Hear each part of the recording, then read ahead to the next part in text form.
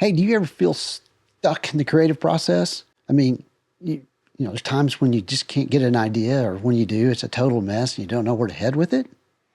Well, stay tuned because you are not alone.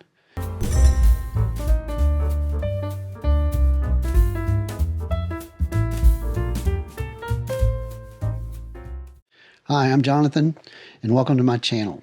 I'm going to talk about the 7 steps to my creative process and how they can help you understand what's going on when you're working on a creative project. So let's dive into the 7 stages of creativity. Stage 1, the seed stage, or where it all begins. Now, where it all begins is different for every project.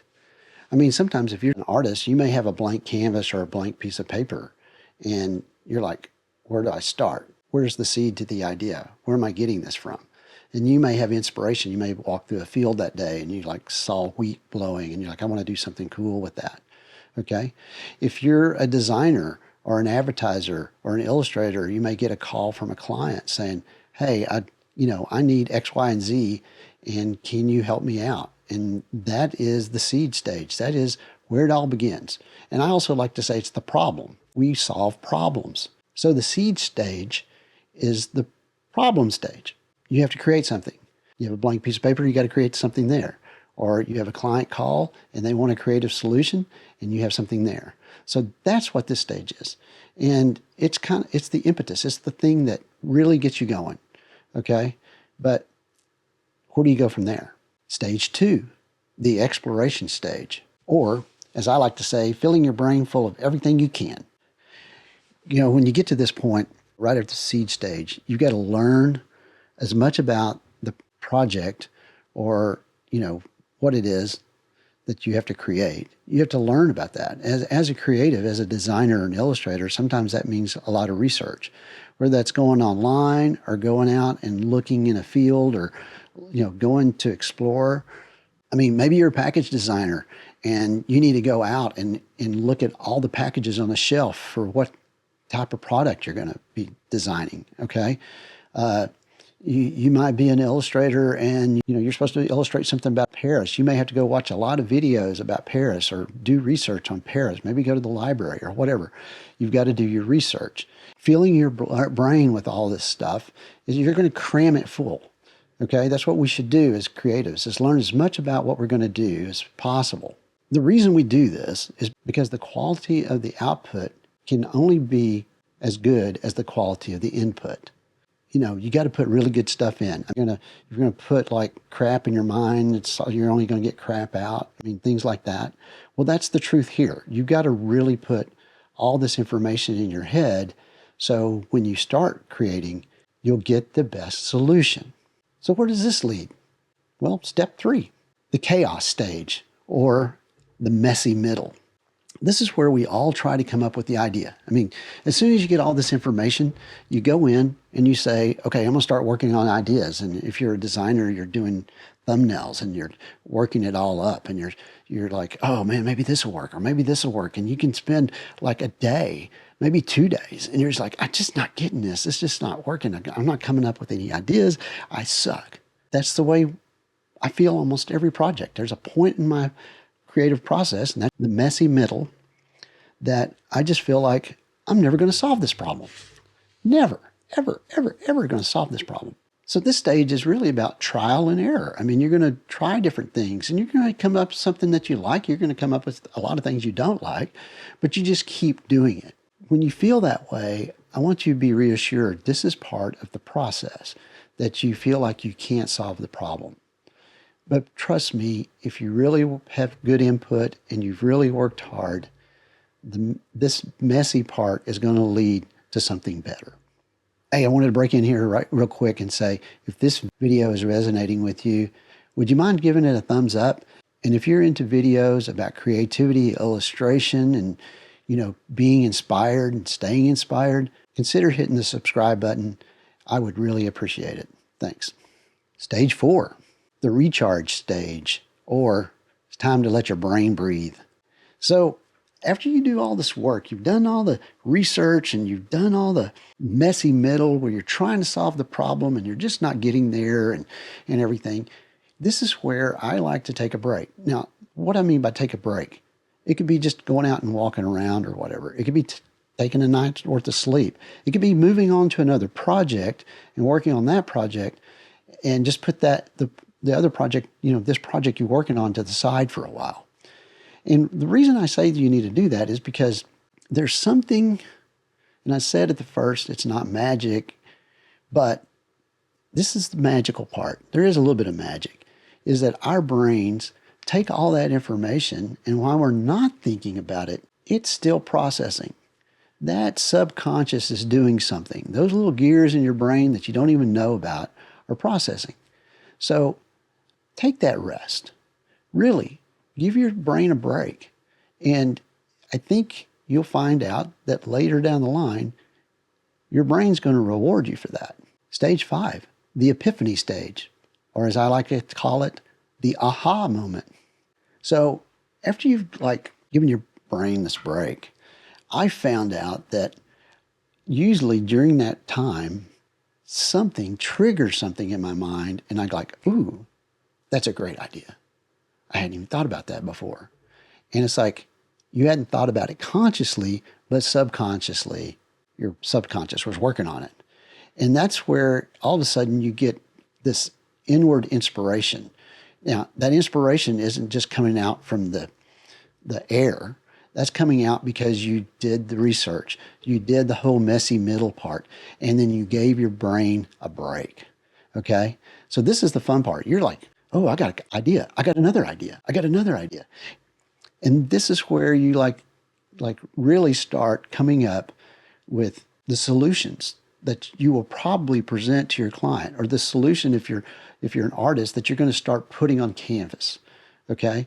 So this is a really fun stage because you feel like, oh, I'm not stupid anymore, and sometimes I feel stupid in that messy middle, but oh no, my brain's working.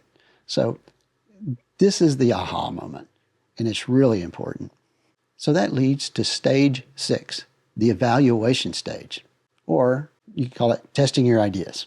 You got all these ideas and you got great things. I mean, if you're a designer, you got all these logos and stuff, and you're sitting there going, oh, I really like this stuff. And I think I'm on, this is going to be the greatest logo since FedEx, or greatest logo since the CBSI or whatever. And it's like, it might be, but you need to evaluate it. And one of the ways I suggest you evaluate it is run it by people you trust. And what I mean by that is not your friends and your family, because honestly, for most of us, our friends and family just don't get what we do.